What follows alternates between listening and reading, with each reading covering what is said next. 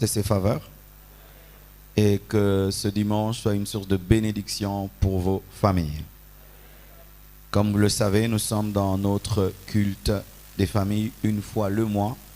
Nous nous adressons aux familles, aux papas, aux mamans, aux enfants, avec le but d'engendrer des familles équilibrées pour une église équilibrée, car si tout va bien dans vos vies, mais vos familles vont mal, tout ira mal. Amen. Une église est stable lorsque les familles sont stables. Une église est heureuse lorsque les couples sont heureux. Amen.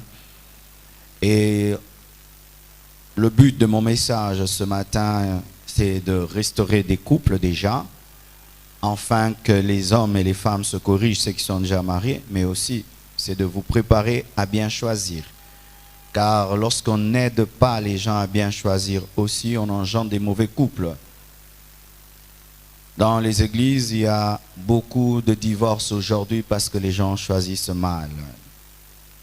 Ils choisissent sur base des mauvais critères. Ils sont déséquilibrés dans leur choix et ils pensent qu'il suffit de s'approcher là devant l'homme de Dieu. Il vous bénit, ça change un mauvais choix en bon choix.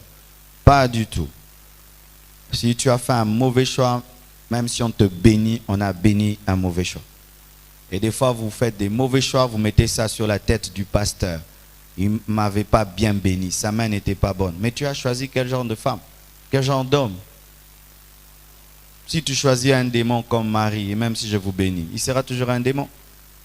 Si tu choisis un démon comme femme, même si on vous bénit, ce sera toujours un démon. Et des fois, nous prenons à la légère certains avertissements de Dieu avant le mariage. Dieu te dit, fais attention. Tu t'en occupes pas, il te dit fais attention, tu te précipites, salle de fête, dot, tout le reste, bénédiction, robe blanche, on vous bénit, et puis tu es malheureux, et puis tu dis, ah non, Dieu n'est pas avec moi, Dieu n'est pas avec cet homme de Dieu-là. Archi faux, archi faux. Certains païens ne sont même pas venus à l'église, on les a bénis même dans un mariage civil, ils se sont arrêtés là, et certains sont heureux. Oui, il y a certains couples des païens qui sont heureux, il faut l'admettre. C'est vrai qu'ils ne sont pas autant heureux que les chrétiens, mais certains ont trouvé la bonne personne et ils vieillissent ensemble. Alléluia. Et j'ai eu à apporter un message, il y a de cela je crois 2, 3 ou 4 mois, sur les genres d'hommes que les femmes n'aiment pas. Et après, j'ai eu des... Ah là, les hommes m'ont attaqué fort sur Internet, de partout. Et alors les femmes maintenant. Pasteur, quand est-ce que tu vas parler aux femmes? Ben, je ne prêche pas à la demande ni à la commande. Amen. Ce n'est pas un restaurant où tu veux du charmant poulet, on te donne. J'ai attendu le temps de Dieu pour parler maintenant des genres des femmes que les hommes n'aiment pas. Amen. C'est pas que je suis misogyne, que je ne suis contre les femmes. J'ai déjà parlé des hommes que les femmes n'aiment. Ben, amen, j'ai été galant, n'est-ce pas? Maintenant, parlons des genres de femmes que les hommes n'aiment pas. Et si tu es ce genre de femme, eh ben, il faut changer. Parce que si déjà tu es marié, sache que ton mari est malheureux, même s'il ne te dit pas. Et si tu es célibataire, on va t'épouser difficilement. Et si on t'épouse, on a épousé le malheur. Amen.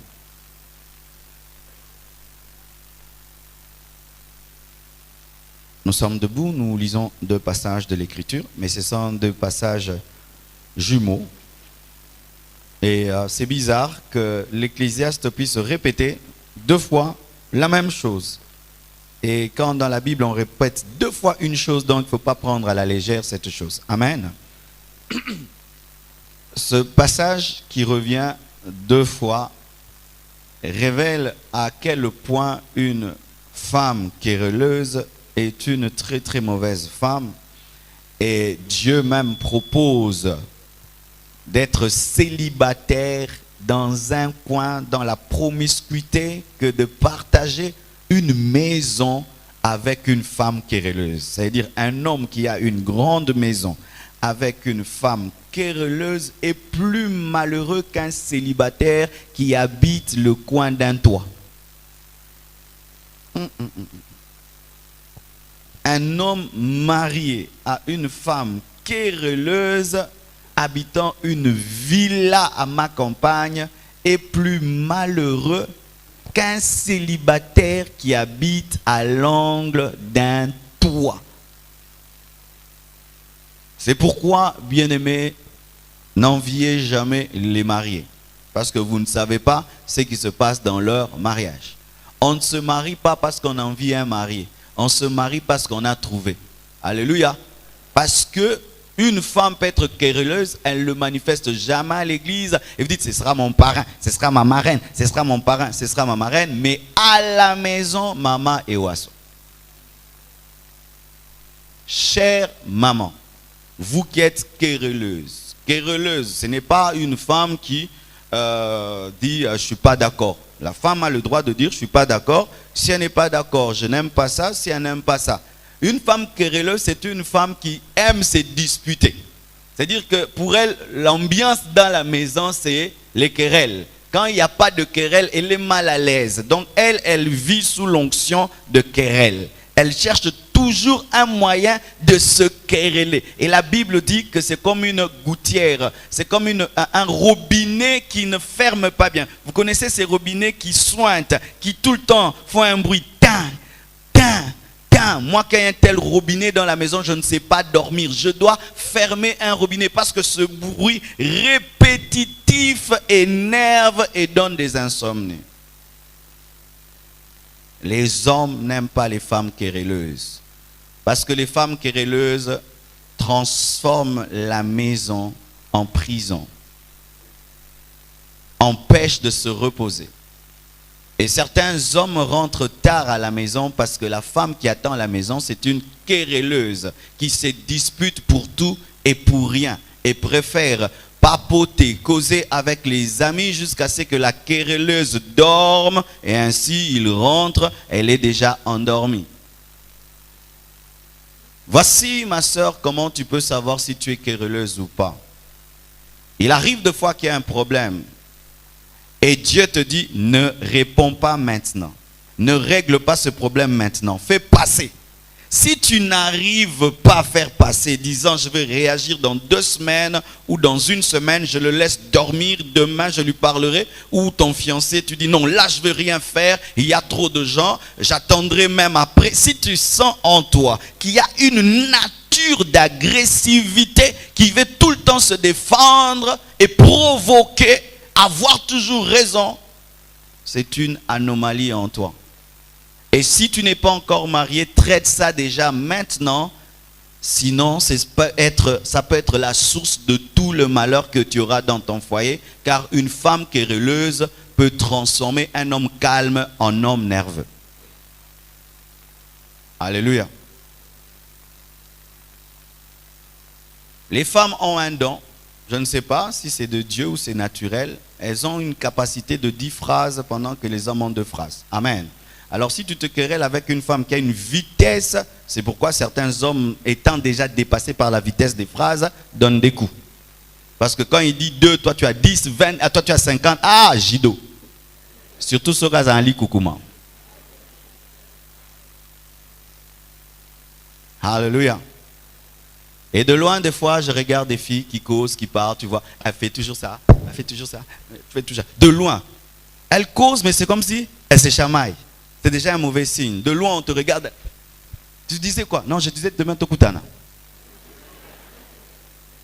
Maintenant, une telle femme, Botswana, c'est grave, parce que déjà demain Tokutana, vaut mieux être célibataire que d'épouser une femme querelleuse. Mais bizarrement, il y a des gens qui sont fiancés à des femmes querelleuses et amènent ces femmes querelleuses jusqu'ici en blanc pour qu'on les bénisse. Tu es fou. Bien-aimé, tu es fou. Vaut mieux être seul dans ton ghetto que d'épouser une femme qui te fait quereller le matin, à midi et le soir. Tu vas avoir une hypertension, tu vas avoir la gastrite, tu vas mourir avant le temps. Mes mains ne changent pas les femmes querelleuses en femmes gentilles. Non. Que Dieu la change avant. S'il n'a pas changé avant, ne l'épouse pas. Le problème, c'est que vous vous mariez par compassion. Ça fait longtemps que je suis avec elle, alors je dois aller jusqu'au bout. Non. Une femme querelleuse, c'est épouser le feu. Donc, mes sœurs, être vierge, bien préparée, tout ça ne suffit pas pour mettre un homme à l'aise. Parce que dans les églises, on pense que la virginité, c'est ça le symbole de la bonne femme. Tu es vierge, gloire à Dieu. J'ai épousé une femme vierge. Pasteur, j'ai épousé une femme vierge. Gloire à Dieu. Tu as épousé une voiture, sachez. Mais moteur, est moi béba.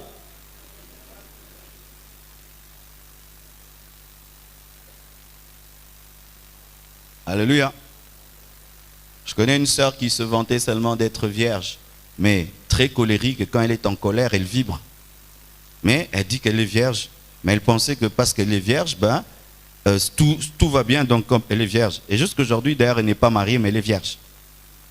Pourquoi? Parce que elle se fâche à un niveau, je vous assure, pas possible. Et chaque fois qu'un fiancé vient, elle se fâche, elle se met en colère, mais elle présente sa virginité.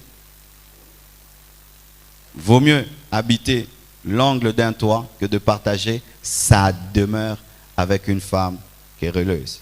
Amen. Une autre chose, les hommes n'aiment pas les femmes insoumises.